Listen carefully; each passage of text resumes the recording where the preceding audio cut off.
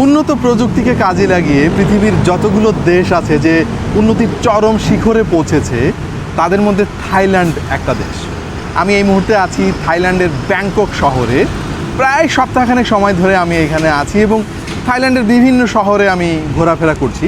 But একটা অদ্ভুত জিনিস আমার নজরে আসলো, মূলত নজরে না, আমার কানে আসলো। আর সেইটা হলো এইখানে এত গাড়ি চলে, এত রাস্তা, এত ধরনের গাড়ি, এত মানুষ, এখনো পর্যন্ত আমি কোনো গাড়ির বা কোনো মোটর বাইকের হর্ন শুনলাম না।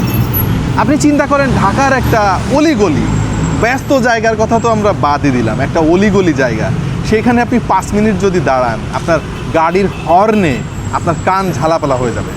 অথচ এইখানে এত ব্যস্ত একটা জায়গায় কোনো গাড়ির হর্ন নাই। মানুষ যাচ্ছে, মানুষ আসতেছে, বিভিন্ন ধরনের মানুষ যাতায়াত করতেছে, কেউ হর্ন দিচ্ছে না। আমাদের দেশে মাঝে মাঝে এমন পরিস্থিতি হয়, হর্ন মানে যে কেন দেয় ড্রাইভাররা আমি জানি না, মনে হয় যে সামনে যে আছে সে উড়ে চলে যাবে, এরকম একটা অবস্থা। আপনার কাছে কি মনে হয় এই যে বাংলাদেশে এত হর্ন দেয় ড্রাইভাররা, এই হর্ন দেওয়ার পেছনে কারণটা কি? আসলে হর্ন দিলে আসলে কি হয়? অথচ থাইল্যান্ডের কোনো মানুষকে আমি হর্ন দিতে শুনলাম না। আমি সিঙ্গাপুরে গিয়েছি, সেখানেও কোনো দিন হর্ন শুনি নাই। চায়নাতে গিয়েছি, হর্ন শুনি নাই। বাংলাদেশে কেন এত হর্ন ভাই? একটু আপনার মতামত জানান কমেন্ট সেকশনে।